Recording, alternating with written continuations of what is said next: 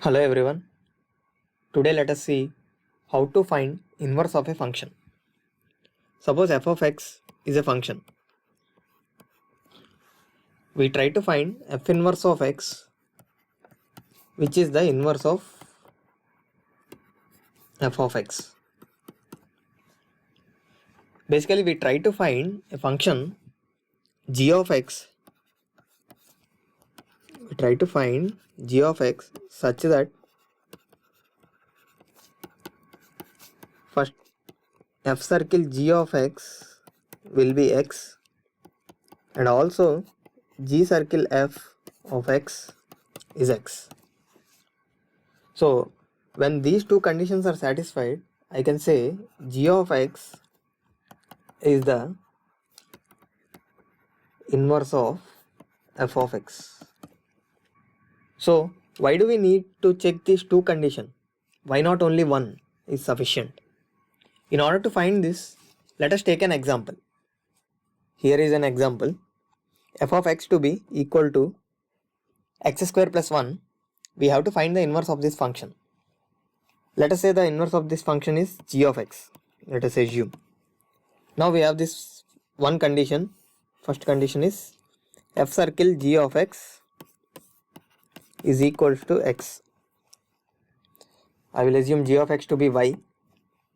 So this implies f of g of x to be x, and this will imply f of, if I substitute g of x as y, f of y is equal to x, and I have f of x is equal to x square plus 1. So this will imply f of y is nothing but y square plus 1, which is equal to x. If I take 1 to the right side and square root on both sides, I will get finally y is equal to plus or minus root x minus 1. So in order to remove these complex ambiguities, we assume x is greater than 1, greater than or equals to 1. So finally we have y is equal to plus or minus root x minus 1. As we have assumed y is equal to g of x, so our finally g of x, which is nothing but the inverse of the function f of x, as plus or minus root x minus 1. So I got two functions now. G of x is equal to plus root x minus 1 and g of x is equal to minus root x minus 1. So we got these two functions that will satisfy the condition f circle g of x is equal to x, which is nothing but the first condition.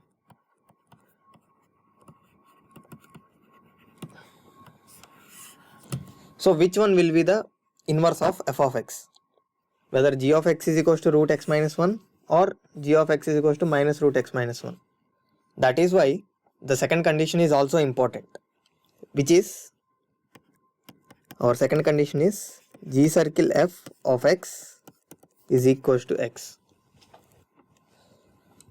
So let us take two cases. Suppose my g of x is plus root x minus 1. Now g of f of x is equal to g of, as I have f of x is equal to x square plus 1, that will be g of x square plus 1, which will be plus root x square plus 1 minus 1, which will be square root of x square, which gives me mod x. As we have taken x greater than 1, this will give me x. So second condition is satisfied by this function g of x. Now let us take the second case where g of x is equal to minus root x minus 1. Now similarly I have g of f of x is equal to g of x square plus 1, which is equal to minus root of x square plus 1 minus 1, which will be minus root x square, again the same thing, minus mod x, which is equal to minus x. So if I take g of x to be minus root of x minus 1, my f circle g of x will be x. but my G circle f of x will not be equal to x. So we can conclude that this function g of x is equals to root x minus 1 is the inverse of the function f of x. Now let us take one more example. F of x is equals to 4x plus 5 by 3x minus 2. So we have to find inverse of this function. So nothing but we have to find f inverse of x. How do we find this? So the same way, let us assume there is a function g of x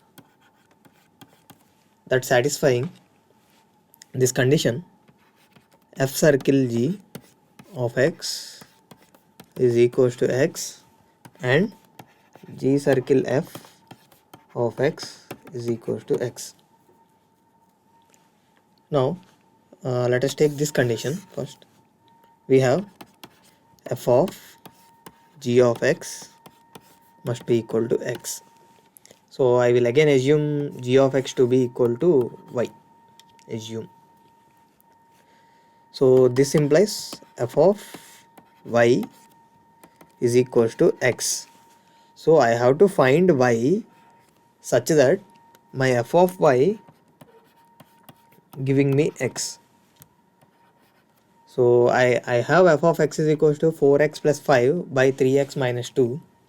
So if I substitute now, I get 4y plus 5 by 3y minus 2 is equals to x. So this is the condition I have, and I have to find y in terms of x because y is a function of x. So y in terms of x, and that y is nothing but g of x, and that g of x is nothing but the inverse of this function. So if we solve this equation, we get 4y plus 5 which is equals to x times 3y minus 2. See, if we are multiplying 3y minus 2 on both sides, that means we are assuming that y is not equal to 2 by 3. So it's automatically comes in because the domain of this function f of x is x belongs to r minus 2 by 3. So denominator shouldn't be 0. So that is why the domain of this function will be r minus set 2 by 3. So now let's get back and solve this. We have 4y plus 5 is equals to 3xy minus 2x. So getting y terms on left side, we get 4y minus 3xy is equals to minus 2x minus 5. So if I take y common, 4 minus 3x is equals to minus 2x minus 5. So ultimately we get y is equals to 2x plus 5 minus of 2x plus 5 divided by minus of 3x minus 4. So this get cancelled and we get 2x plus 5 by 3x minus 4, which will be the g of x.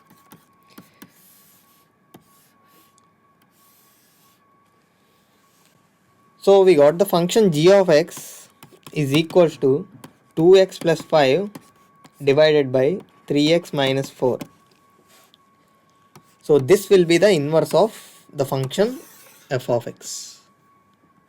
This is the inverse function. Now if we see the domain of this g of x, so if you see here the denominator is 3x minus 4, so it shouldn't be equal to 0. That means x should not be equal to 4 by 3. So the domain of g of x will become set of real numbers minus 4 by 3. So this is the domain.